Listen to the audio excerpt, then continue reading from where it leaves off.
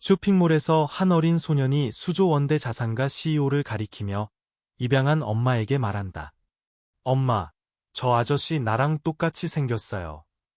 호기심에 엄마가 고개를 들고 그녀는 눈앞의 광경에 할 말을 잃는다. 쇼핑몰은 연말연시의 풍경과 소리로 활기가 넘쳤다.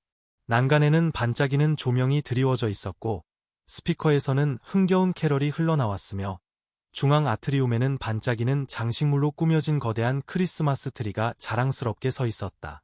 공기 중에는 계피향, 소나무향, 그리고 푸드코트에서 풍겨오는 희미하고 매혹적인 프레첼 향기가 섞여 있었다. 민준이의 눈은 경외감에 휩싸여 주위를 둘러보았고 8살 아이만이 가질 수 있는 경이로움으로 연말의 마법을 만끽했다. 분비는 인파 속을 헤쳐나가면서 아이의 손은 입양 엄마 서아의 손을 꼭 붙잡고 있었다. 빠듯한 예산을 늘 염두에 두는 서아는 필요한 물건 목록이 적힌 작은 종이를 꽉 쥐고 있었다.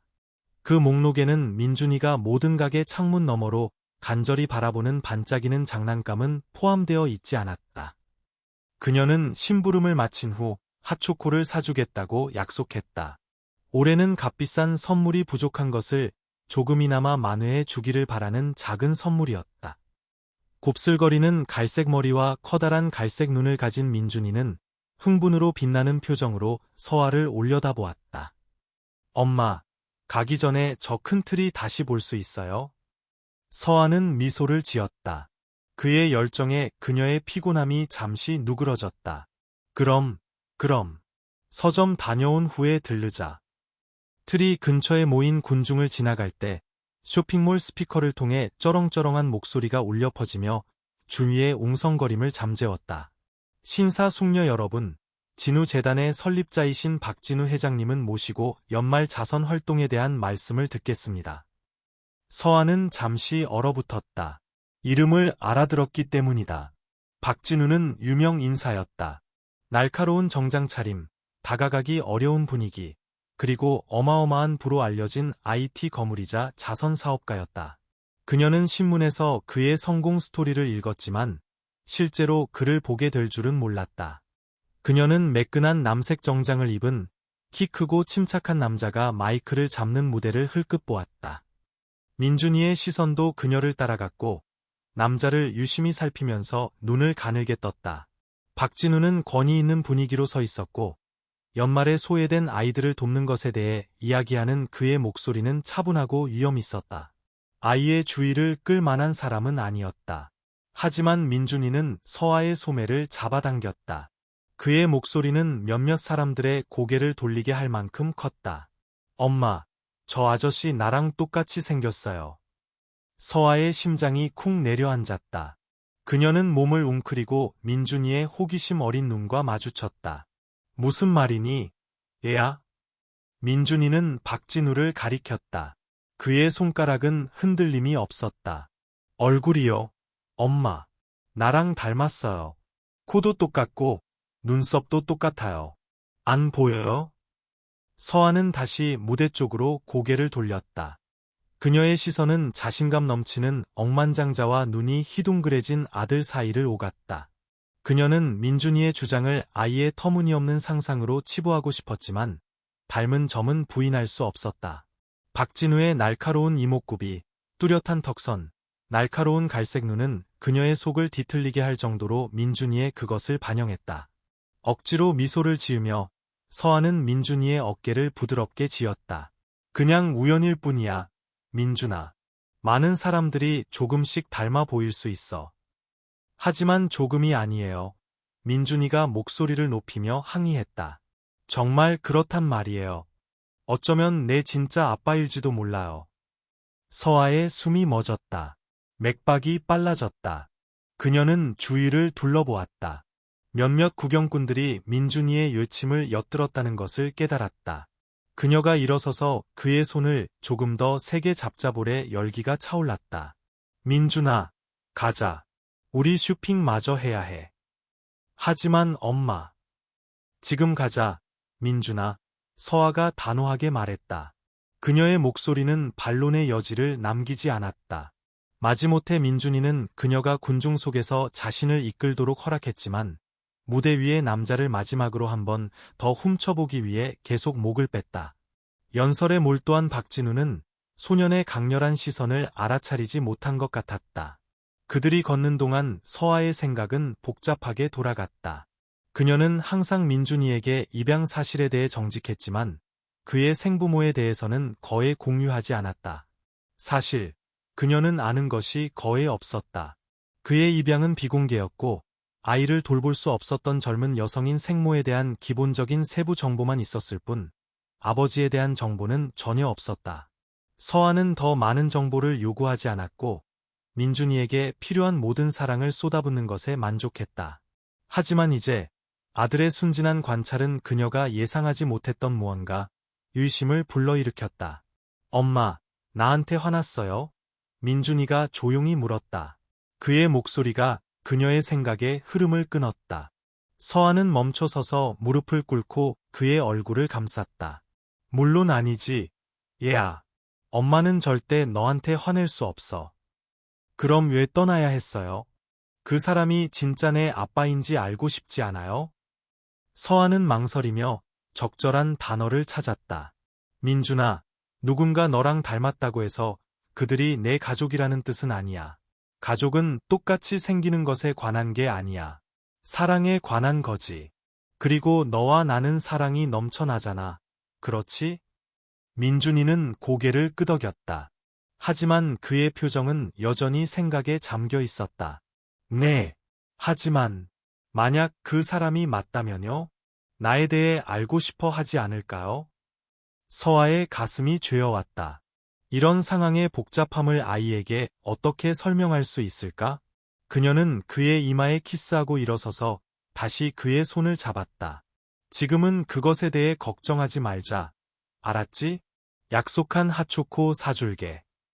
민준이는 항의하지 않았지만 서아는 그의 마음속 바퀴가 여전히 돌아가고 있다는 것을 알 수 있었다. 푸드코트로 향하면서 그녀는 무대 쪽을 뒤돌아보지 않을 수 없었다. 박진우는 여전히 거기에 있었고 군중이 그의 연설에 박수를 보내자 희미하게 미소 짓고 있었다.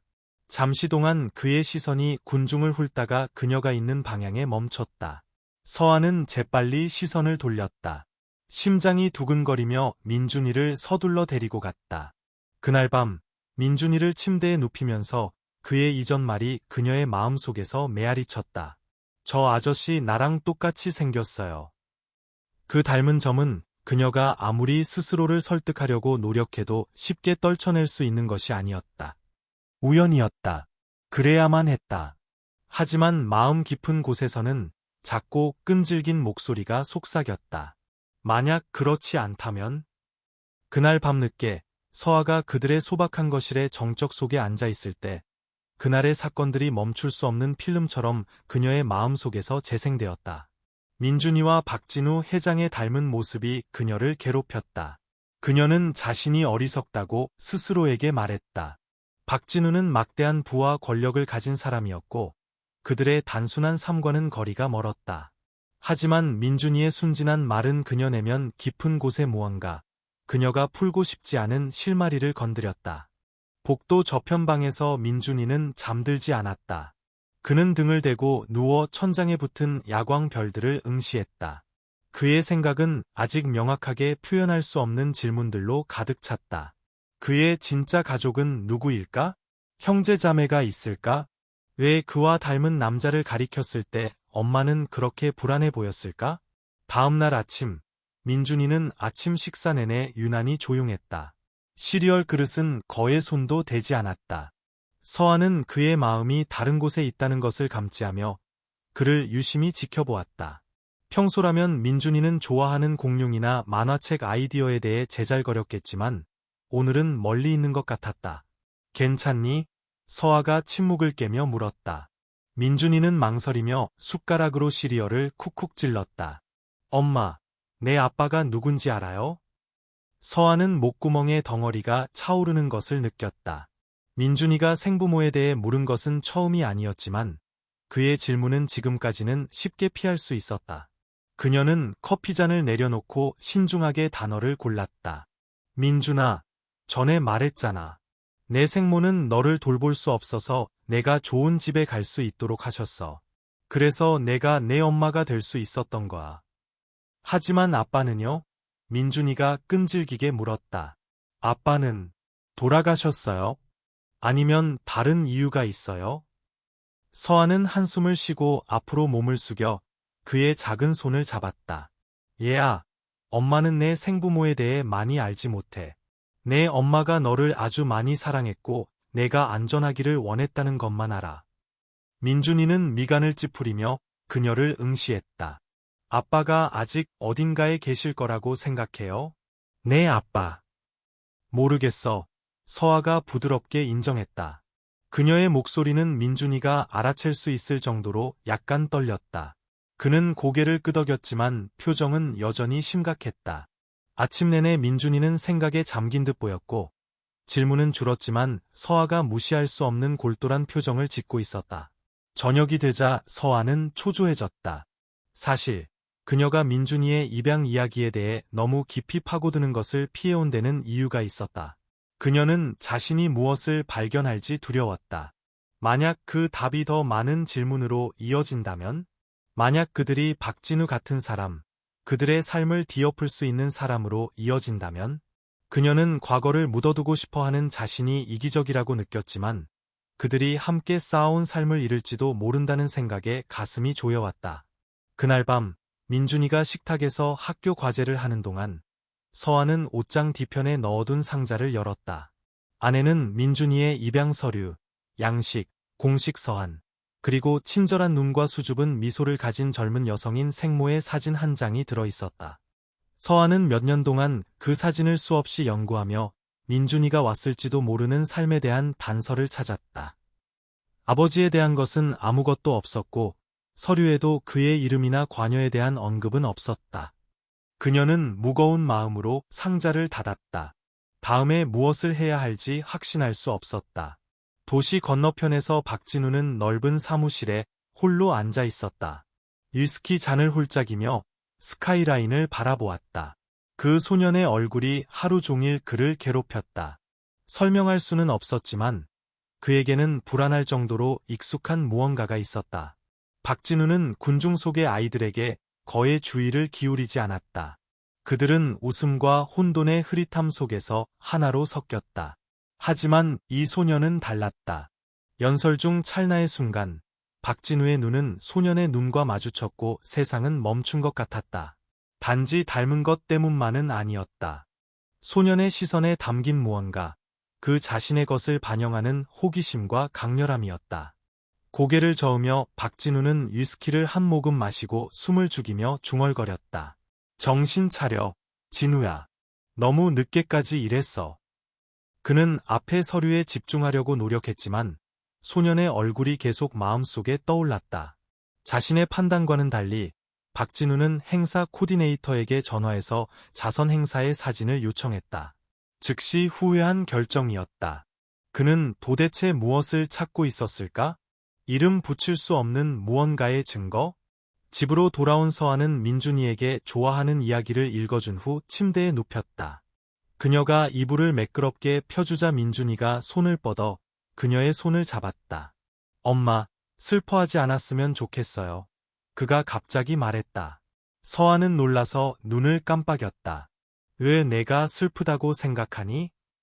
오늘 나랑 닮은 아저씨 얘기했을 때 그런 표정 지으셨어요. 민준이가 조용히 말했다. 마치 겁먹은 것처럼요. 서아는 그의 통찰력에 가슴이 아팠다. 그녀는 몸을 숙여 그의 이마에서 곱슬머리를 쓸어 넘겼다. 겁먹은 거 아니야, 민준아. 그냥 너를 너무 많이 사랑해서 아무것도 변하지 않았으면 하는 거야. 왜 변해야 하는데요? 그가 작은 목소리로 물었다. 변하지 않을 거야. 서아가 약속했지만 그렇게 말하면서도 그녀의 일부는 의심했다. 나는 항상 내 엄마일 거야. 세상의 어떤 것도 그걸 바꿀 수는 없어. 민준이는 그녀의 말에 위안을 받는 것 같았다. 하지만 그가 잠들면서 서아는 잠시 더 그의 침대 옆에 머물렀다. 마음은 불확실함으로 소용돌이쳤다. 한편 박진우는 책상에 앉아 자선 행사의 사진들을 스크롤하고 있었다. 그의 시선은 한 이미지에 꽂혔다.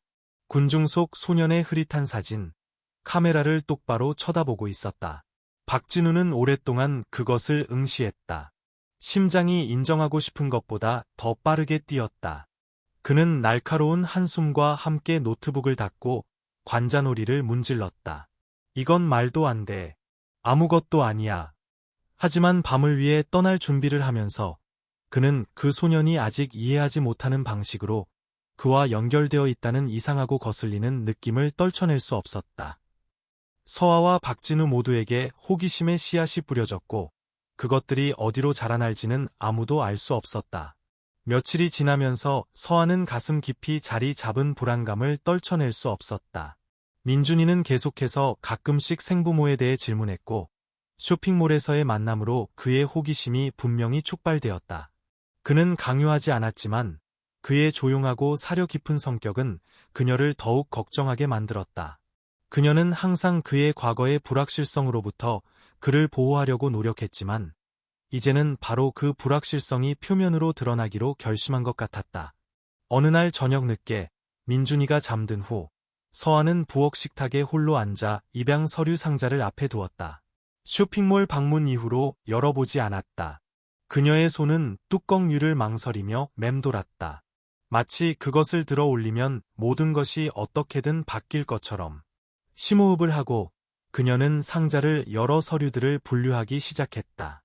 공식 입양 증명서, 동의서, 민준이 생모의 사진. 그녀는 여자의 얼굴, 부드러운 눈, 수줍은 미소를 연구했다. 그녀의 표정에는 가슴 아프게 익숙한 무언가가 있었지만 서아는 그 이유를 정확히 알 수 없었다.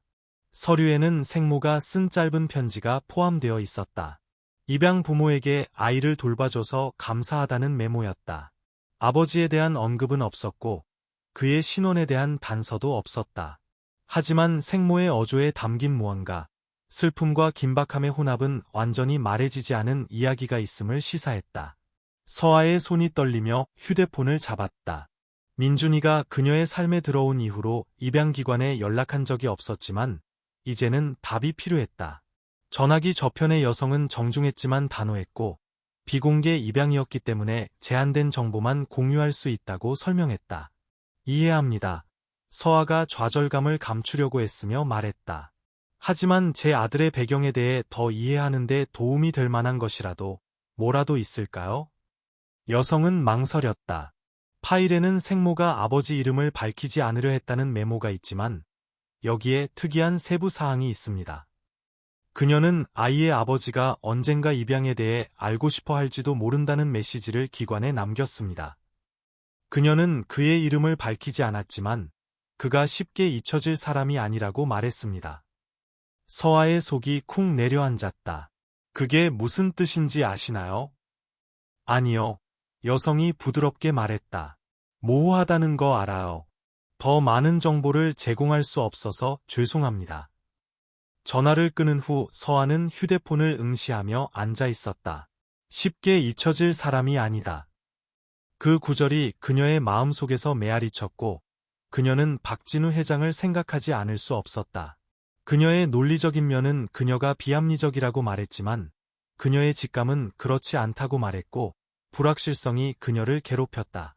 그날 밤 그녀는 민준이가 박진우와 손을 잡고 서 있는 꿈을 꾸었다. 둘 다 똑같은 눈으로 그녀를 바라보고 있었다. 도시 건너편에서 박진우는 자신의 질문과 씨름하고 있었다. 쇼핑몰에서 본 소년의 이미지가 그의 생각 속에 남아 무시할 수 없는 거슬리는 퍼즐이었다. 그는 항상 구획화하는 능력, 앞의 과제에만 집중하는 능력에 자부심을 느꼈지만 이것은 달랐다. 그래서 안 되는데도 개인적으로 느껴졌다. 잠을 이루지 못한 박진우는 서재로 가서 자신의 상자 하나를 열었다. 그가 거에 되돌아보지 않는 과거의 오래된 사진과 기념품으로 가득 찬 상자였다. 사진들 중에는 그녀의 사진이 있었다. 8년여 전에 잠깐 만났던 여자. 그녀의 이름은 최유진이었고 그들의 관계는 더덥고 강렬했으며 궁극적으로 그의 야망 때문에 파멸했다. 박진우는 사진 위로 손가락을 쓸었다. 가슴이 조여왔다. 그는 몇 년 동안 유진에 대해 생각하지 않았지만 이제 그녀의 얼굴은 어느 때보다 생생했다. 그녀는 그의 삶에서 갑자기 사라졌고 기억과 답없는 질문들만 남겼다. 그들의 결별 시기와 소년의 나이가 합쳐져 그의 마음속에 그가 받아들이고 싶지 않은 생각을 심었다. 그래도 그는 그것을 그냥 둘 수 없었다. 다음 날 아침, 박진우는 전화를 걸었다. 그의 비서가 첫 번째 벨을 받았다. 좋은 아침입니다, 회장님. 무엇을 도와드릴까요? 사람을 찾아야겠어. 박진우가 퉁명스러운 어조로 말했다. 최유진이라는 이름이야. 정보가 많지는 않지만 약 9년 전에 이 도시에 살았어. 모든 걸 확인해봐. 기록, 소셜미디어, 뭐든지. 네, 회장님. 즉시 시작하겠습니다. 박진우는 전화를 끊고 의자의 등을 기댔다. 손안의 사진을 응시하며 만약 그 소년이 유진과 관련이 있다면 그는 알아야 했다. 답 없이는 앞으로 나아갈 수 없었다. 서아에게는 자신의 질문의 무게가 감당하기 너무 커졌다. 직장에서 긴 하루를 보낸 후 그녀는 쇼핑몰 밖 차 안에 앉아 처음 박진우 회장을 보았던 입구를 응시하고 있는 자신을 발견했다. 그녀의 일부는 문제를 그냥 덮어두고 만약 박진우가 관련되어 있다면 닥칠지도 모를 폭풍으로부터 민준이를 보호하고 싶었다. 하지만 그녀의 다른 일부, 민준이가 진실을 알 자격이 있다는 것을 아는 일부가 그녀를 앞으로 밀었다. 그녀는 안으로 들어가 며칠 전 박진우가 연설했던 자선 키오스크로 다가갔다. 행사 코디네이터는 여전히 거기에 있었고 모금 행사의 마지막 남은 것들을 포장하고 있었다. 서아는 망설이다가 물었다. 실례지만 박 회장님께 어떻게 연락할 수 있는지 아시나요? 코디네이터는 호기심 어린 표정으로 그녀를 보았다. 박 회장님은 개인정보를 알려주지 않으시지만 재단 사무실이 시내에 있습니다. 그곳으로 연락해 보실 수 있습니다. 서아는 여성에게 감사 인사를 하고 걸어갔다. 심장이 두근거렸다. 그녀가 직면한 결정은 매 순간 더 커졌다. 만약 그에게 연락한다면 박진우에게 뭐라고 말해야 할까? 미치광이처럼 들리지 않고 어떻게 의심을 설명할 수 있을까? 그날 저녁 늦게 민준이가 식탁에서 숙제를 하는 동안 서아는 그 맞은편에 앉아 그를 유심히 지켜보았다. 그의 갈색 눈은 밝고 생기가 넘쳤고 앞에 수학 문제에 집중되어 있었다. 박진우의 얼굴이 다시 그녀의 마음속에 스쳐 지나갔고 그 닮은 모습은 거의 부정할 수 없을 정도였다. 엄마? 민준이가 그녀의 생각의 흐름을 깨며 물었다. 왜 저를 그렇게 쳐다보세요? 서아는 억지로 미소를 지었다. 그냥 내가 얼마나 똑똑한지 생각하고 있었어. 내가 정말 자랑스러워. 민준이는 시익 웃었지만 그가 시선을 돌리자마자 서아의 미소는 사라졌다. 그녀는 더 이상 피할 수 없었다. 진실은 그것이 무엇이든 간에 그녀와 민준이를 기다리고 있었다. 그녀도 모르게 박진우는 이미 같은 진실을 밝히기 위한 조치를 취하고 있었다. 한때 멀리 떨어져 있던 그들의 삶의 실타래가 그들 중 누구도 예측할 수 없었던 방식으로 얽히기 시작했다. 박진우는 사무실을 서성였다. 마음이 복잡했다. 그의 비서가 그날 일찍 보고했다. 최유진을 찾았다고. 그녀는 몇 년 전에 세상을 떠났지만 죽기 전에 아들을 낳았다고. 그 아들이 박진우는 이제 확신했다. 그가 쇼핑몰에서 본 아이였다. 박진우가 고용한 사설 탐정은 신속하게 움직여 조각들을 맞췄다. 입양 기록은 봉인되어 있었지만 꼼꼼한 조사를 통해 탐정은 아이가 서아에게 입양되었다는 것을 확인했다. 박진우는 이제 필요한 증거를 가졌다. 민준이는 그의 아들이었다. 그는 의자에 무겁게 주저앉아 책상 위에 펼쳐진 탐정의 최종 보고서를 응시했다. 소년의 이름, 이민준. 서류에는 그의 입양, 기관의 개입, 그리고 그를 포기하기로 한 유진의 결정이 상세히 기술되어 있었다. 박진우는 그 글들을 읽으면서 가슴이 조여왔다.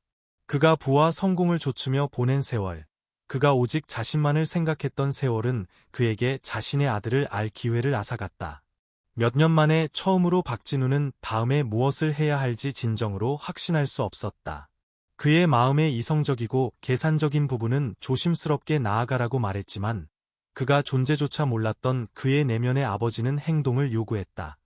민준이는 진실을 알 자격이 있었고 박진우도 마찬가지였다. 마을 건너편에서 서아는 자신의 의심과 씨름하고 있었다. 그녀는 마침내 용기를 내어 박진우 회장의 재단에 연락했다. 터무니없이 들리지 않기를 바라며 신중하게 작성된 음성 메일을 남겼다. 그녀는 응답을 기대하지 않았지만 놀랍게도 박진우의 비서가 다음날 다시 전화해서 그의 사무실에서 만날 약속을 잡았다. 서아는 박진우를 만나러 갈 준비를 하면서 긴장했다. 무엇을 기대해야 할지 확신할 수 없었다. 그녀는 이것이 민준이를 위한 것이라고, 그가 답을 알 자격이 있다고 스스로에게 말했다. 하지만 그녀의 마음은 걱정으로 무거웠다. 만약 박진우가 단지 답 이상의 것을 원한다면? 만약 그가 민준이를 원한다면? 우뚝 솟은 진우 그룹 건물에 도착했을 때 서아는 세련되고 현대적인 사무실로 안내되었다. 쇼핑몰 무대에서 보았던 남자가 창가에 서서 등을 돌린 채 도시 스카이라인을 바라보고 있었다. 박진우는 그녀가 들어서자 몸을 돌렸다. 그의 날카로운 갈색 눈이 그녀의 눈과 마주쳤다. 잠시 동안 그들은 그저 서로를 응시했다. 순간의 무게가 느껴졌다. 박진우의 표정이 부드러워지며 의자를 가리켰다. 와주셔서 감사합니다. 그가 차분하지만 감정이 섞인 목소리로 말했다. 서아는 무릎 위에 손을 꼭 모으고 앉았다. 와야 할지 확신할 수 없었어요. 하지만 민준이가 계속 질문을 해서 더 이상 무시할 수 없었어요. 박진우는 고개를 끄덕이고 그녀 맞은편에 앉았다. 솔직하게 말씀해 주셔서 감사합니다. 시간 낭비하지 않겠습니다. 저도 이 문제를 조사해 왔습니다. 민준이는 제 아들인 것 같습니다. 그 말들은 무겁고 부인할 수 없이 공기 중에 떠 있었다. 서아의 숨이 멎었고 그녀는 스스로를 진정시키기 위해 주먹을 꽉 쥐었다. 만약 그게 사실이라면 왜 지금이죠? 왜 더 일찍 찾지 않았어요? 박진우는 망설였다. 죄책감이 그의 얼굴에 스쳐 지나갔다. 아이가 존재한다는 것을 몰랐습니다. 유진 씨가. 그녀는 저에게 말해주지 않았어요. 우리는 복잡한 관계였고 관계가 끝났을 때 그녀는 사라졌습니다. 저는 그것이 제 인생의 또 다른 장일 뿐이라고 생각했습니다. 그녀가 임신했다는 것을 깨닫지 못했습니다. 서아는 그를 살폈다. 부정직함에 어떤 징후라도 찾으려고. 그녀는 아무것도 보지 못했다. 민준이는 제 아들이에요. 그녀가 단호하게 말했다. 제가 아기 때부터 키웠어요. 누구에게도 빼앗기지 않을 거예요. 박진우의 시선이 부드러워졌다. 아이를 빼앗으러 온 게 아닙니다. 당신이 아이를 얼마나 사랑하는지, 얼마나 잘 돌보았는지 알 수 있습니다. 아이의 삶을 방해하고 싶지 않지만 당신이 허락한다면 그 삶의 일부가 되고 싶습니다. 서아의 방어벽이 흔들렸다. 하지만 그녀의 불신은 남아 있었다. 왜 그걸 믿어야 하죠? 당신은 강력한 사람이고 원하는 것은 무엇이든 할 수 있잖아요. 박진우가 앞으로 몸을 기울였다. 그의 목소리는 낮았지만 꾸준했다. 아버지 없이 자란다는 게 어떤 건지 알기 때문입니다. 아버지는 제가 어렸을 때 떠나셨고 저는 결코 같은 실수를 하지 않겠다고 스스로에게 약속했습니다. 그런데 여기 제가 있습니다. 이미 아들의 삶에서 8년을 놓쳤다는 것을 알게 되면서요. 그의 진심은 서아를 놀라게 했다. 그녀는 시선을 돌렸다. 감정이 그녀 안에서 싸우고 있었다.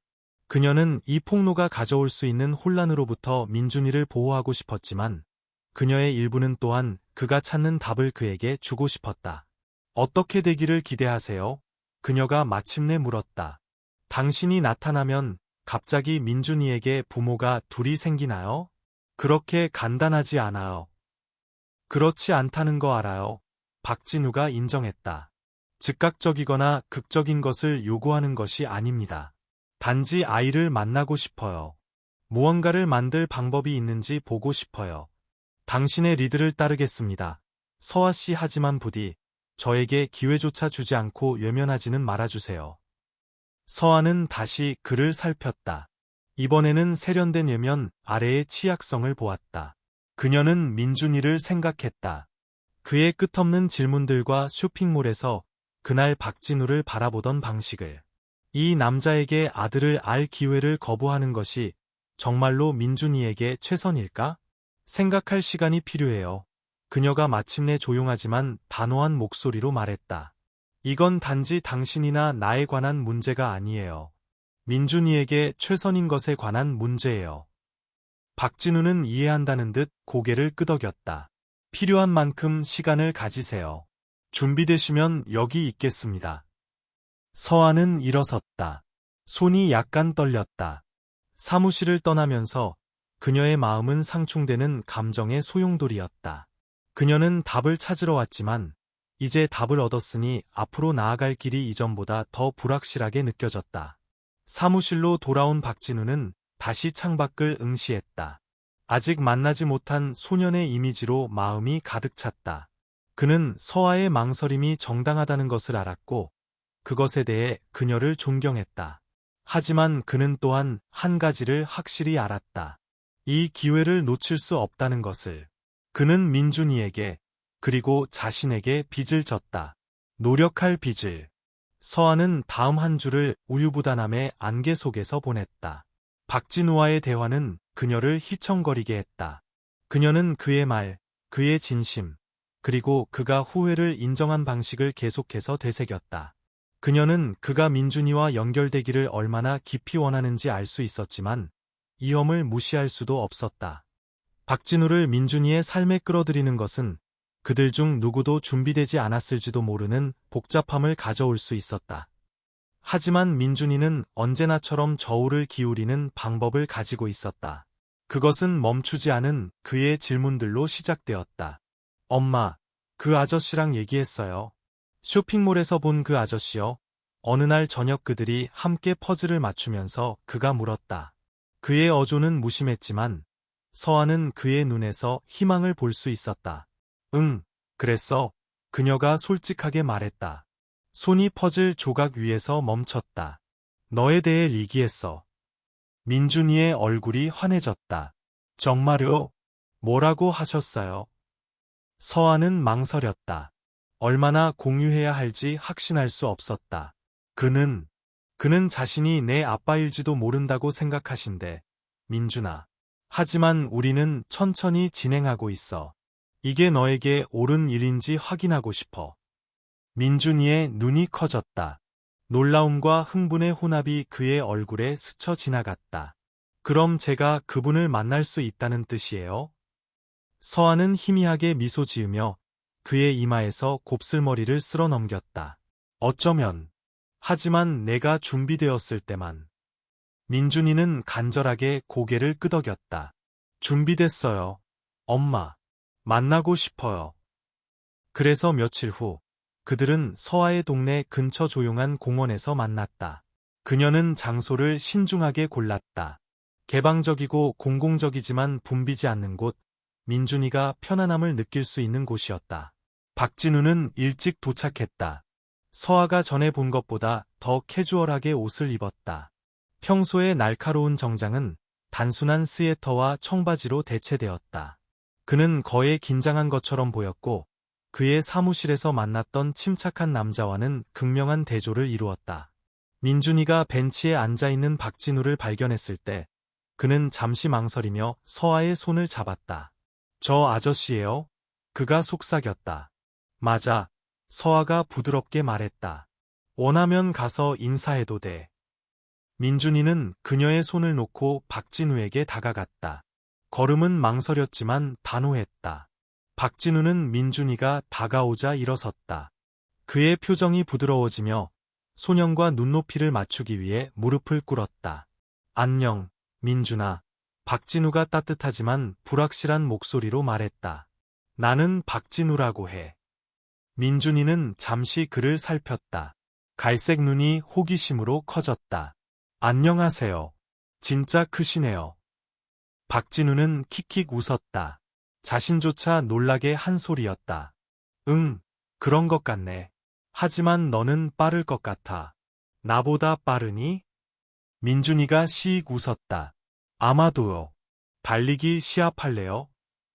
박진우는 몇 피트 떨어진 곳에서 주의와 희망이 섞인 채 지켜보고 있는 서아를 흘끗 보았다. 그녀는 작게 고개를 끄덕였고 박진우는 다시 민준이에게로 돌아섰다. 좋아. 내 실력을 한번 보자. 두 사람은 길을 따라 달려갔다. 박진우가 비틀거리며 지는 척하자 민준이의 웃음소리가 울려 퍼졌다. 서아는 감정이 복받쳐 오르는 가슴으로 그들을 지켜보았다. 그녀는 만남이 어색하거나 압도적일까 봐 걱정했지만 민준이는 박진우가 자신 주위에 쌓아 올린 것처럼 보이는 벽조차도 허무는 방법을 가지고 있었다. 다음 몇 주 동안 박진우와 민준이는 몇 차례 만났다. 항상 캐주얼하고 부담 없는 환경에서였다. 서아는 각 만남에 참석하기를 고집했다. 그녀의 보호 본능은 여전히 완전히 발동되어 있었다. 하지만 그녀가 그들이 상호작용하는 것을 지켜보면서 그녀는 예상하지 못했던 무언가, 기쁨을 보기 시작했다. 민준이는 박진우 주변에서 밝아졌고 그의 타고난 호기심과 무한한 에너지는 박진우를 내성적인 껍질에서 끌어냈다. 박진우에게 각 만남은 그가 놓치고 있다는 것을 몰랐던 자신의 일부를 발견하는 것처럼 느껴졌다. 민준이의 호기심은 그에게 어렸을 때 배우려는 자신의 끊임없는 추진력을 상기시켰고 그의 고집센 면은 답답하면서도 사랑스러웠다. 하지만 박진우를 가장 놀라게 한 것은 민준이의 연민이었다. 그가 박진우의 망설임을 알아차리고 그를 웃기려고 노력하는 방식, 또는 서아와의 삶에 대한 이야기를 항상 공유하고 싶어하는 방식이었다. 어느 날 오후, 공원 피크닉 담요 위에 앉아 있을 때 민준이가 진지한 표정으로 박진우에게 돌아섰다. 돈 많으세요? 그가 물었다. 서아는 긴장하며 개입할 준비를 했지만 박진우는 미소 지었다. 응, 많아. 민준이가 고개를 갸웃했다. 그걸로 물건 많이 사세요? 박진우는 잠시 멈춰 질문을 생각했다. 예전에는 그랬지. 하지만 인생에서 가장 좋은 것들은 내가 살 수 있는 것들이 아니라는 것을 배웠어. 민준이는 생각에 잠겨 미간을 찌푸렸다. 예를 들면요? 시간 같은 거, 박진우가 말했다. 소중한 사람들과 함께하는 시간. 민준이는 그 대답에 만족하는 것 같았지만 서아는 가슴이 조여오는 것을 느꼈다. 그녀는 박진우가 민준이를 바라보는 방식, 그의 말이 단지 소년을 위한 것이 아니라 자신의 후회에 대한 반성이라는 것을 보았다. 그날 저녁, 박진우가 떠난 후 서아는 민준이를 침대에 눕히고 그의 매트리스 가장자리에 앉았다. 오늘 재미있었니? 그녀가 물었다. 네, 민준이가 졸린 미소와 함께 말했다. 박진우 아저씨 진짜 멋있어요. 저랑 비슷한 것 같아요. 공룡도 좋아할까요? 서아가 부드럽게 웃었다. 어쩌면. 다음에 물어봐. 민준이는 하품하고 눈을 감았지만 잠들기 전에 속삭였다. 아저씨랑 같이 있는 거 좋아요. 서아는 그의 숨소리가 고르게 될 때까지 그와 함께 앉아 있었다. 마음은 무거웠다. 그녀는 박진우와 민준이 사이에 형성되는 유대를 부인할 수 없었고 인정해야 했다. 그것은 그녀가 예상했던 것만큼 두렵지 않았다. 그녀는 항상 민준이가 생물학적 뿌리를 알게 되면 그들의 유대가 어떻게든 줄어들까 봐 걱정했지만 대신 그것은 그를 더 온전하게 만드는 것 같았다. 박진우에게 민준이와의 이런 순간들은 변화를 가져왔다. 그는 자신의 삶을 새로운 시각으로 보기 시작했다. 우뚝 솟은 사무실 건물, 고급 자동차, 찬사들, 그것들은 모두 민준이의 웃음소리를 듣거나 공유된 농담에 그가 환하게 웃는 것을 보는 단순한 기쁨에 비하면 공허하게 느껴졌다. 그는 성공을 좇으며 몇 년을 보냈고 그것이 아버지의 부재로 남은 공허함을 채울 것이라고 확신했다. 하지만 이제 그는 자신이 진정으로 필요했던 것이 내내 놓치고 있었다는 것을 깨달았다. 어느 날 저녁, 펜트하우스 아파트에 앉아 도시를 바라보면서 박진우는 결정을 내렸다. 그는 단지 민준이의 삶의 일부가 되고 싶은 것이 아니었다. 그는 민준이가 의지할 수 있는 사람, 그가 내린 결정에 대해 자랑스러워할 수 있는 사람이 되고 싶었다. 그리고 그것을 위해 그는 변화가 이루어져야 한다는 것을 알았다. 박진우와 민준이 사이의 다리는 여전히 건설 중이었지만 각 단계는 이전보다 더 확실하게 느껴졌다. 서아는 여전히 조심스러웠지만 무언가 특별한 것이 펼쳐지기 시작했다는 느낌을 떨쳐낼 수 없었다. 나타나기를 기다렸던 연결고리, 그리고 가장 예상치 못한 방식으로 스스로를 재정의하는 가족이었다. 박진우에게 민준이와의 날들은 그의 삶에서 밝은 부분이 되었고 그가 간절히 기대하는 무언가였다. 소년의 무한한 에너지와 호기심은 박진우에게 권력과 야망에 사로잡히기 전에 더 단순하고 순수했던 시절을 상기시켰다. 몇 년 만에 처음으로 그는 진정으로 중요한 것이 무엇인지 재고하는 자신을 발견했고 민준이가 그 중심에 있었다. 서아는 박진우와 민준이의 관계가 커가는 것을 지켜보며 경계를 낮추기 시작했다. 여전히 그들의 상호작용을 주의 깊게 지켜보았지만 그녀는 민준이가 박진우를 그의 삶에 두는 데서 느끼는 기쁨을 부인할 수 없었다. 그녀가 그를 보기 전까지 아들이 필요하다는 것을 깨닫지 못했던 무언가였다. 가벼움, 이전에는 없었던 온전함의 감각. 하지만 삶은 행복을 복잡하게 만드는 방법을 가지고 있다. 어느 쌀쌀한 가을 아침, 서아의 휴대폰이 부엌 카운터 위에서 끊임없이 울렸다. 그녀는 낯선 번호를 보고 미간을 찌푸리고 받았다. 상대방의 목소리는 퉁명스럽고 전문적이었다. 이서아 씨, 아드님과 박진우 회장님 관련 기사가 내일 신문에 실릴 예정임을 알려드리려고 전화드렸습니다. 기사가 나가기 전에 아시는 것이 좋을 것 같아서요. 서아는 심장이 두근거리며 얼어붙었다. 어떤 종류의 기사요? 기자는 망설였다. 민준이가 박진우 회장의 아들이라는 내용입니다. 박 회장님의 과거에 대한 조사가 좀 있었고, 글쎄요, 누군가 아드님의 입양에 대한 세부 정보를 유출했습니다. 그 말은 서아에게 물리적인 타격처럼 느껴졌다. 유출이요? 어떻게? 누가? 말씀드릴 수 없습니다. 단지 미리 알려드리는 것이 좋을 것 같아서요. 기자가 전화를 끊기 전에 말했다. 서아는 휴대폰을 응시했다. 두려움이 가슴속에서 커졌다. 그녀가 전화를 처리할 시간도 거의 갔기 전에 첫 번째 노크 소리가 문에서 들려왔다. 창문을 통해 엿보니 기자 무리가 앞마당에 모여 있었고 카메라 플래시가 터지고 마이크가 앞으로 들이밀어졌다. 이서아 씨, 아드님이 박진우 회장의 숨겨둔 자식이라는 게 사실인가요? 이 사실을 대중에게 얼마나 오랫동안 숨겨왔습니까? 박 회장님은 친권을 주장할 계획입니까? 질문들이 빠르게 쏟아졌다. 문을 통해 희미하게 들렸지만 거실에 있던 민준이가 달려올 만큼 충분히 컸다. 엄마, 무슨 일이에요? 그가 두려움이 섞인 목소리로 물었다. 서아는 느끼지 못하는 침착함을 억지로 짜내며 창문에서 그를 멀리 데려갔다.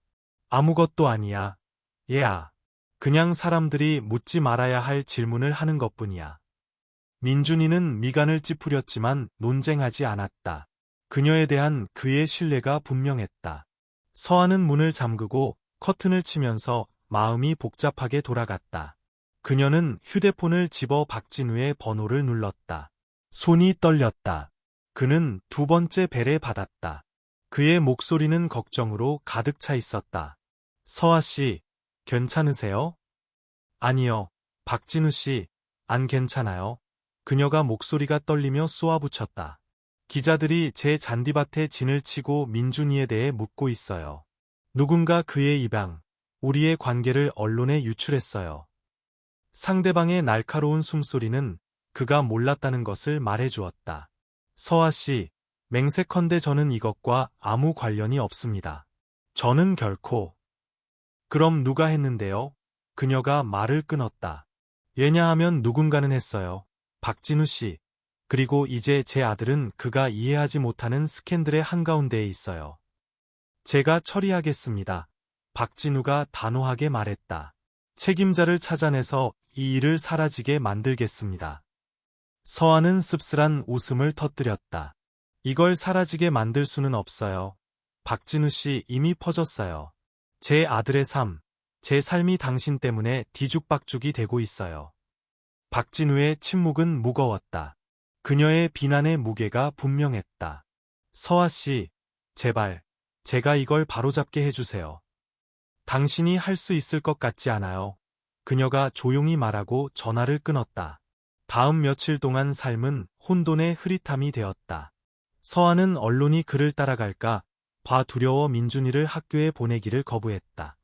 전화는 기자들과 그녀의 육아에 대한 의견을 제시하거나 더 많은 정보를 요구하는 낯선 사람들로부터 끊임없이 울렸다. 심지어 식료품 가게에 가는 것조차 괴롭힘 없이 불가능해졌다. 보통 그렇게 쾌활하고 회복력이 강했던 민준이는 자신 속으로 움츠러들었다. 그는 더 이상 박진우에 대해 묻지 않았고 대신 책과 장난감을 가지고 방에서 몇 시간을 보냈다. 어느 날 저녁, 서아는 그가 좋아하는 봉제 공룡을 꽉 쥔 채 침대에 앉아 있는 것을 발견했다. 민준아, 그녀가 그의 옆에 앉으며 부드럽게 말했다. 무슨 일이야? 애야?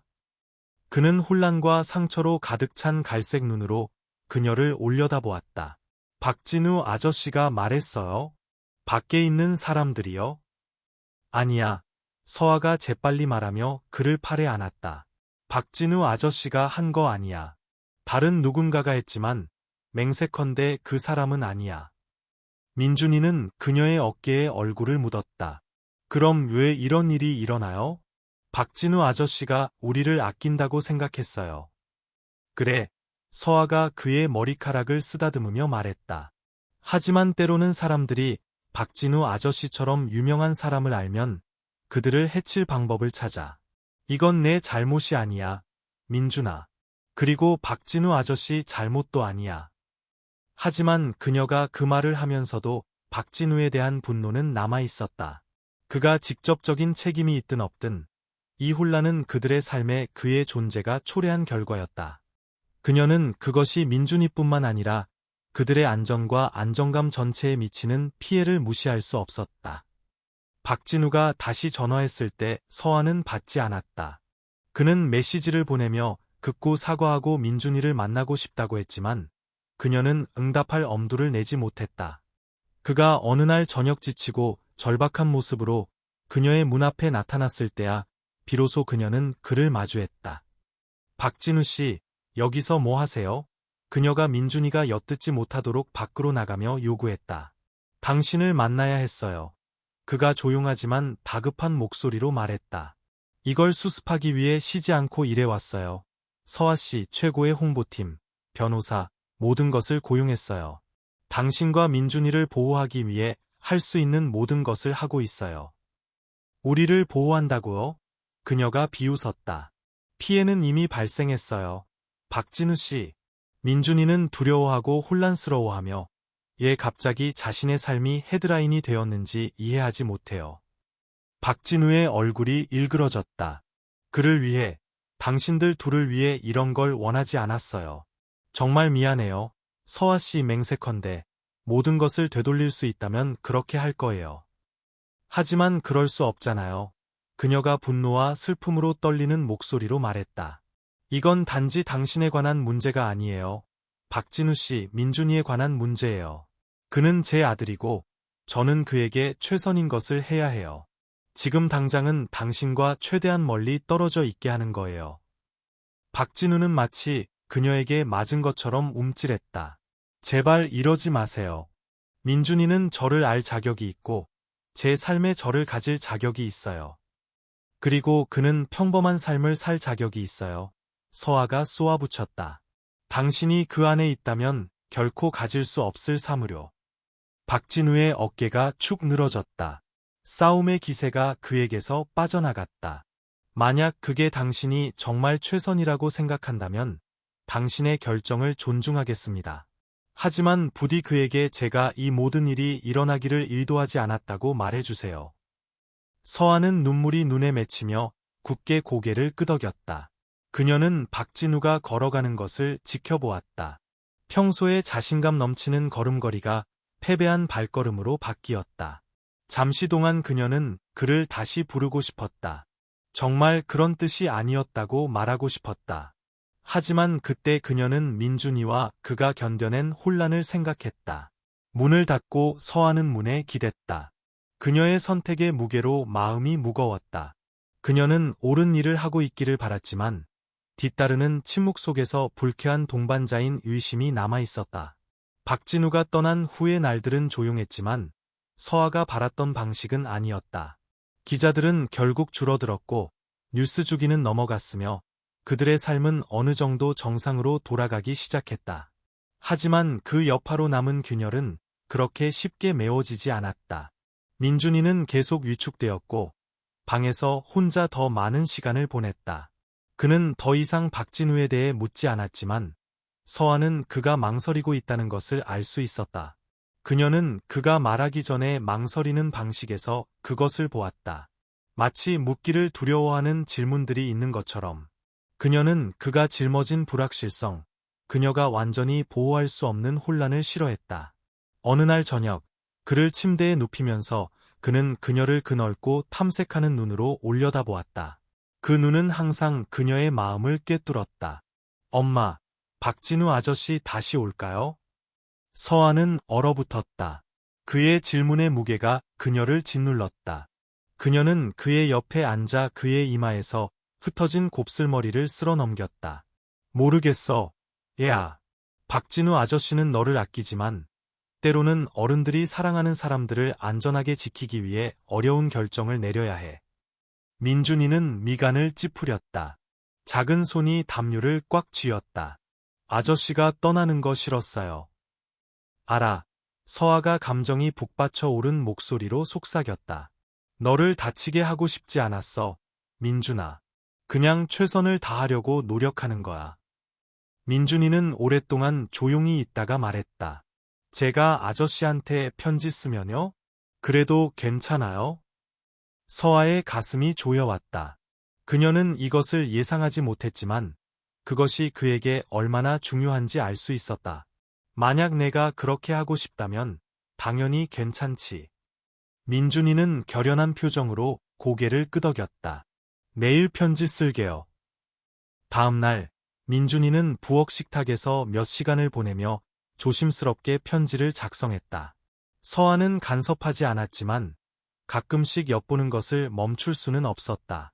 아들이 페이지에 자신의 감정을 쏟아내는 모습에 가슴이 아팠다.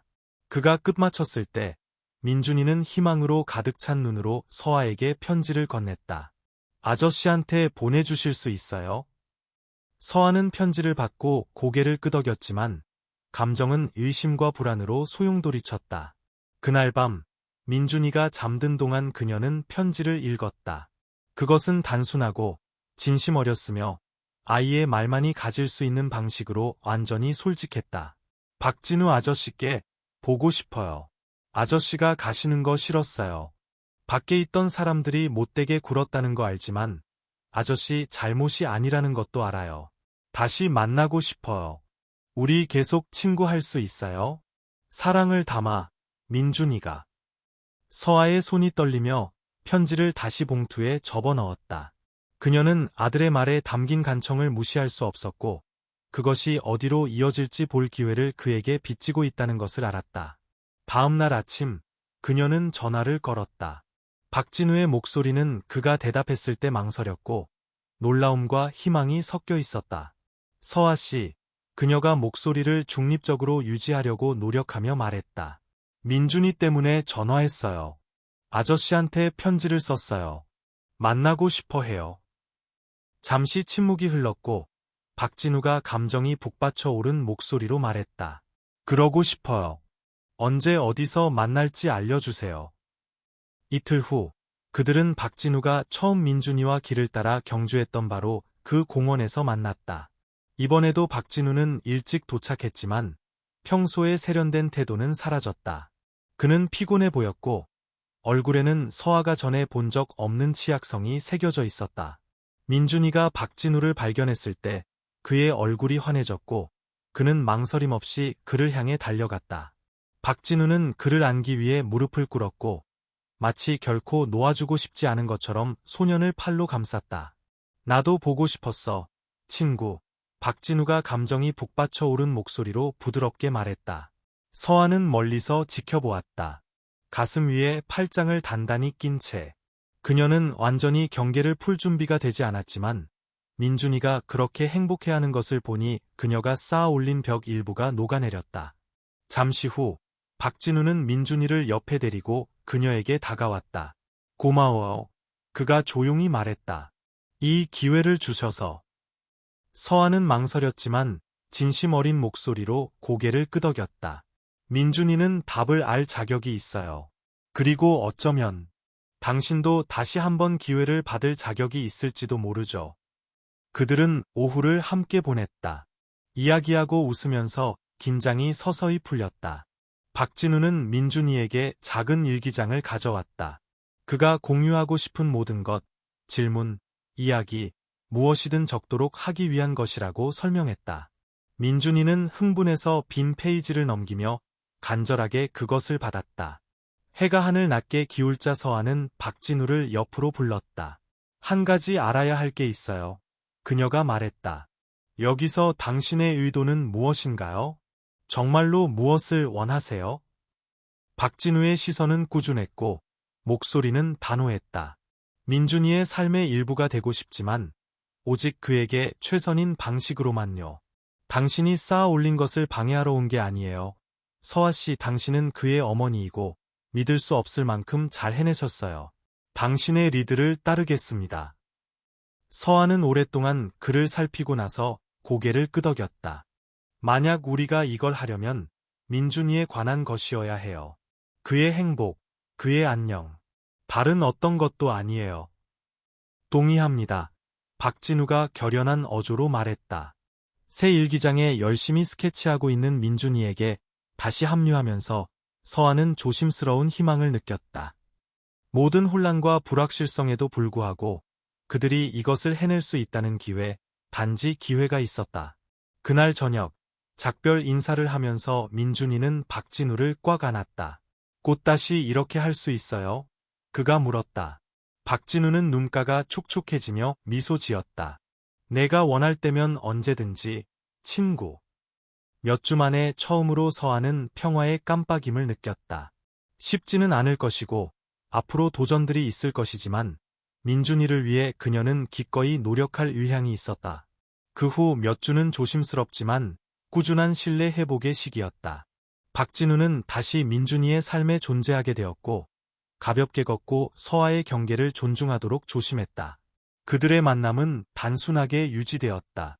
공원 산책, 도서관에서의 오후 공유, 또는 서아의 집에서의 조용한 저녁 식사.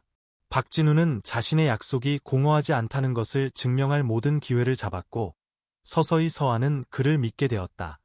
연말연시가 다가오자 민준이는 흥분으로 들떴다. 그는 몇 주 동안 산타에게 편지를 휘갈겨 쓰고 찾을 수 있는 모든 종이 조각의 눈사람을 그리고 어떻게 축하할 것인지 100만 가지 질문을 했다. 처음으로 서아는 다른 무언가, 그들의 작은 가족의 변화를 반영하는 무언가를 하는 것을 고려했다.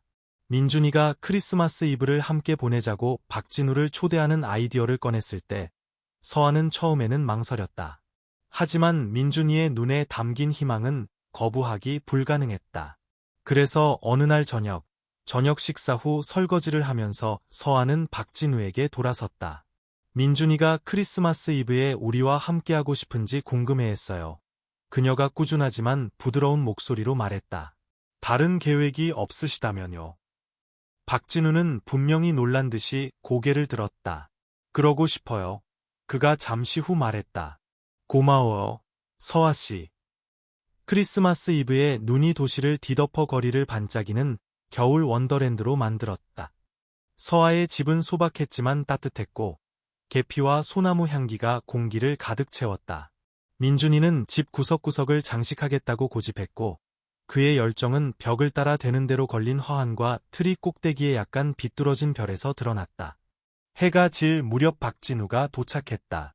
한 팔에는 조심스럽게 포장된 선물을, 다른 한 손에는 쿠키 접시를 들고 민준이는 그를 맞이하러 달려갔고 박진우를 안으로 끌어당기며 활짝 웃었다. 딱 맞춰 오셨어요. 민준이가 그를 트리 쪽으로 끌며 말했다. 이제 막 크리스마스 영화 보려고 했어요. 박진우는 킥킥 웃으며 선물과 쿠키를 테이블 위에 놓았다. 완벽하게 들리네. 목록 첫 번째는 뭐야? 민준이는 활기찬 설명을 시작했고 서아는 부엌에서 부드러운 미소를 입가에 띠며 지켜보았다. 이렇게 셋이 함께 있는 것을 보는 것은 비현실적이었다. 오랜만에 처음으로 그녀는 놓치고 있다는 것을 깨닫지 못했던 완전함의 감각을 느꼈다. 그날 저녁 늦게 빛나는 틀이 주위에 앉아 있을 때 민준이는 아이만이 할 수 있는 종류의 억누를 수 없는 기쁨으로 선물을 뜯었다. 박진우에게서 받은 선물을 열었을 때 그는 숨을 헐떡였다. 아름다운 가죽 표지 일기장이었고 표지에는 그의 이름이 양각되어 있었다. 이거 진짜 멋있다. 민준이가 매끄러운 페이지 위로 손가락을 쓸며 예쳤다. 이건 뭐에 쓰는 거예요? 내가 원하는 건 뭐든지 적도록 하기 위한 거야. 박진우가 부드러운 어조로 설명했다. 이야기, 그림, 질문, 마음에 떠오르는 건 뭐든지. 내가 하는 모든 놀라운 일들을 기록하는 너만의 방식이야. 민준이는 일기장을 꽉 껴안았다. 미소가 넓었다. 고마워요. 박진우 아저씨. 최고의 선물이에요. 민준이가 다른 선물에 몰두하자 서아와 박진우는 방 건너편에서 시선을 교환했다. 그녀는 그의 제스처의 사려 깊음을 인정하는 방식으로 약간 고개를 끄덕였다. 민준이가 마침내 소파에서 잠들었을 때 반쯤 먹은 쿠키를 손에 쥔 채 서아와 박진우는 설거지를 하기 위해 부엌으로 옮겼다. 그들이 나란히 일하는 동안 크리스마스 음악의 조용한 웅성거림이 공간을 채웠고 편안한 리듬이 그들 사이에 자리 잡았다. 초대해 주셔서 고마워요. 박진우가 잠시 후 낮은 목소리로 말했다. 이 단계를 밟는 것이 쉽지 않았다는 거 알아요. 서아는 잠시 멈춰 행주로 접시를 닦았다. 그랬죠. 그녀가 인정했다. 하지만 옳은 일이었어요. 민준이는 당신을 그의 삶에 두는 것을 사랑하고 그에게 좋은 것 같아요. 당신들 둘 모두에게요. 박진우는 닫고 있던 컵을 내려놓고 그녀에게로 돌아섰다. 표정은 진지했다. 저는 항상 그의 어머니로서 당신의 역할을 존중할 것이라는 것을 알아주셨으면 해요. 당신은 그를 키우는데 믿을 수 없을 만큼 잘 해내셨어요. 서아 씨, 당신의 리드를 따르겠습니다. 그것이 어떤 모습이든. 그녀는 그의 시선을 마주했다. 방어벽이 더욱 낮아졌다. 우리가 알아가고 있는 것 같아요. 그녀가 부드럽게 말했다. 한 걸음씩. 박진우는 작은 미소가 입가에 번지며 고개를 끄덕였다. 한 걸음씩. 부엌이 깨끗해졌을 때 그들은 거실로 돌아왔다. 민준이는 깨어나 새 일기장에 열심히 스케치하고 있었다. 서아와 박진우는 근처에 앉아 그가 밝은 노란색 태양 아래 새 인물, 소년, 여자, 남자를 조심스럽게 그리는 것을 지켜보았다. 그 위에는 그의 빗돌빗돌한 필체로 민준이가 썼다. 나, 엄마, 그리고 박진우 아빠.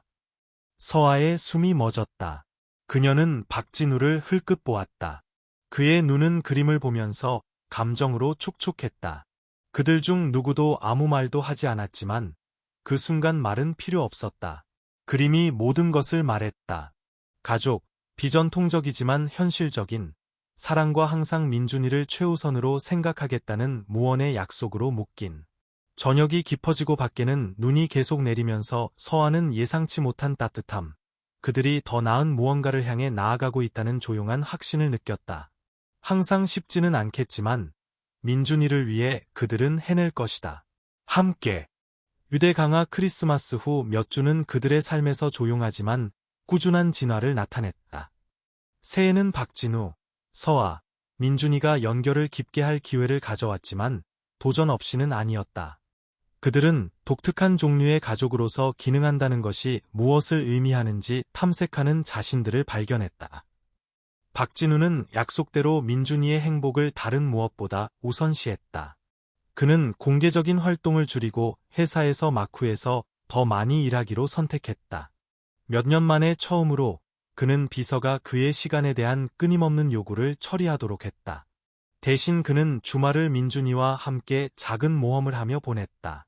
박물관 방문, 과학관에서의 시간, 또는 공원에서의 단순한 산책.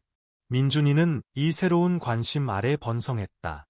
박진우가 그에게 새로운 경험을 소개하면서 그의 타고난 호기심과 학습에 대한 사랑이 꽃피웠다.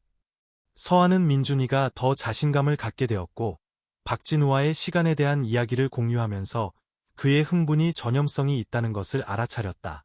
어느 쌀쌀한 토요일 아침, 박진우는 깜짝 외출을 위해 민준이를 데리러 왔다. 민준이는 흥분으로 볼이 상기된 채 차에 올라탔다. 어디 가요? 그가 물었다. 보면 알 거야. 박진우가 신비로운 미소와 함께 말했다. 놀라움은 지역 조류 사육장 방문으로 밝혀졌다. 상상할 수 있는 모든 색깔의 이국적인 새들로 가득 찬 광대한 돔을 걸으면서 민준이의 눈이 커졌다.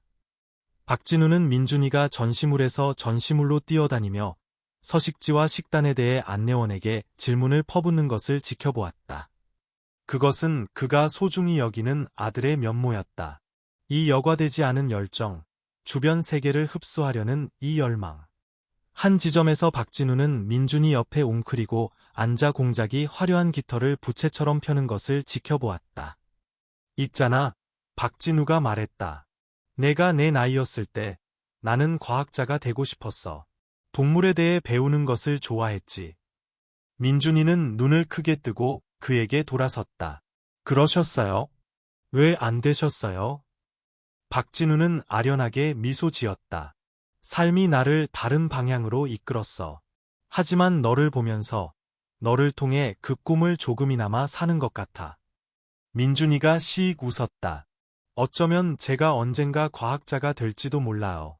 그리고 아저씨가 저를 도와줄 수 있어요. 그러고 싶어. 박진우가 마음이 가득 차서 부드럽게 말했다. 서아에게 박진우의 이런 면을 보는 것은 위안이 되면서도 달콤 씁쓸했다. 그녀는 몇 년 동안 민준이를 과거의 불확실성으로부터 보호하며 보냈다. 하지만 여기 박진우가 있었다. 어쩌면 그녀가 모든 것을 혼자 할 필요가 없다는 것을 보여주면서 그녀는 박진우와 민준이의 삶에 대해 더 많이 공유하는 자신을 발견했다. 예상하지 못했던 방식으로 마음을 열었다. 어느 날 저녁, 민준이가 식탁에서 숙제를 하는 동안 박진우는 저녁 식사를 위해 머물렀다. 스파게티와 마늘빵이라는 간단한 식사였지만 분위기는 따뜻하고 편안했다. 민준이가 최근 학교 프로젝트에 대해 이야기하는 것을 들으며 웃는 동안 서아는 박진우가 거기에 있는 것이 얼마나 자연스럽게 느껴지는지 깨달았다. 한때 그들의 상호작용을 정의했던 경계심 많은 긴장감은 훨씬 더 편안한 무언가, 신뢰로 대체되었다. 나중에 민준이가 잠든 후 박진우는 거실에 머물렀다. 그는 말하기 전에 망설였다. 그의 어조는 평소와 달리 불확실했다. 서아 씨, 이 합의가 당신에게 쉽지 않았다는 거 알아요. 단지 당신이 해온 모든 것, 민준이를 위해, 그리고 저에게 이 기회를 주신 것에 대해 얼마나 감사하는지 알아주셨으면 해요. 서아는 그를 보았다. 표정이 부드러워졌다. 인정할게요. 우리가 이걸 해낼 수 있을지 확신할 수 없었어요. 하지만 민준이가 그렇게 행복해하는 것을 보니 가치가 있어요. 그 애는 당신을 그의 삶에 두는 것을 사랑해요. 박진우는 고개를 끄덕였다. 그의 감사가 분명했다. 그의 삶에 있는 것을 사랑해요. 그리고 당신이 알아주셨으면 해요. 당신이 필요한 것이 무엇이든 저도 당신을 위해 여기 있다는 것을요. 처음으로 서아는 그를 완전히 믿도록 스스로를 허락했다. 몇 달이 지나면서 그들은 새로 찾은 파트너십을 계속 구축했다. 박진우는 과외 활동과 같은 작은 것부터 그의 교육에 대한 더 큰 질문에 이르기까지 민준이와 관련된 모든 결정에 서아를 포함시키는 것을 중요하게 생각했다. 서아는 민준이의 어머니로서의 역할에 대한 그의 존중을 감사했고 그 대가로 그녀는 민준이가 박진우와 형성하고 있는 유대를 받아들이도록 격려했다. 어느 봄 저녁, 민준이는 일기장에서 작업해온 무언가를 서아와 박진우에게 선물했다. 부모님과 함께 모험을 떠나 새로운 세계를 발견하고 별에 대해 배우는 소년에 대한 이야기였다. 이야기 끝에 소년은 심장 모양의 별자리를 그렸고 깨지지 않는 유대로 가족을 연결했다. 그들이 함께 앉아 이야기를 읽는 동안 민준이는 그들 둘 모두를 올려다보았다. 미소는 수줍었지만 자랑스러웠다. 우리를 위해 만들었어요. 그가 말했다. 서아는 눈물을 참으며 깜빡였고 박진우의 목구멍은 꽉 막혔다. 아름다워, 민준아. 박진우가 그를 껴안으며 말했다. 너처럼. 그날 밤, 서아와 박진우가 민준이 방 문가에 서서 그가 자는 것을 지켜보는 동안 서아가 부드럽게 말했다. 당신을 갖게 되어 행운이에요. 박진우는 고개를 저었다. 아니요, 서아 씨, 제가 행운아예요. 그 순간의 고요함 속에서 그들은 둘 다 얼마나 멀리 왔는지 깨달았다. 단지 개인으로서뿐만 아니라 가족으로서. 그들은 완벽하지 않았고 앞으로 여전히 도전들이 있을 것이지만 그들은 상황보다 더 강한 무언가, 사랑, 그리고 민준이에게 그가 마땅히 받아야 할 삶을 주겠다는 약속으로 단결했다. 함께 그들은 새로운 시작을 만들고 있었다. 한 걸음씩. 눈이 내려앉고 민준, 서아, 박진우의 여정의 이 장에 불빛이 희미해지면서 우리는 가족이 단지 공유된 핏줄에 관한 것이 아니라는 것을 상기하게 됩니다. 그것은 사랑, 이해, 그리고 함께 성장할 용기에 관한 것입니다. 상심, 희망, 그리고 힘들게 얻은 신뢰를 통해 그들은 가족이 의미하는 것을 재정의하는 방법을 찾았습니다. 가장 예상치 못한 연결조차도 가장 강한 유대를 형성할 수 있다는 것을 증명하면서요. 회복력, 사랑, 새로운 시작에 대한 이 이야기가 즐거우셨다면 좋아요, 구독, 알림벨을 누르는 것을 잊지 마세요. 그래서 또 다른 따뜻한 이야기를 놓치지 않도록요. 가족을 만드는 것은 무엇이라고 생각하시나요? 아래 댓글로 여러분의 생각을 공유해 주세요. 여러분의 의견을 듣고 싶습니다. 다음 시간까지 시청해 주셔서 감사합니다. 그리고 기억하세요. 모든 이야기에는 영감을 줄 힘이 있습니다. 다음 비디오에서 뵙겠습니다.